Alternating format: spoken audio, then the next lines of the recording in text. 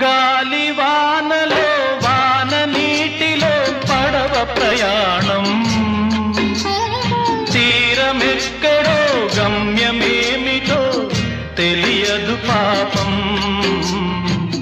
తెలియదు పాపం. గాలివానలో వాన నీటిలో పడవ ప్రయాణం, తీరమెక్కడో గమ్యమేమిటో తెలియదు పాపం,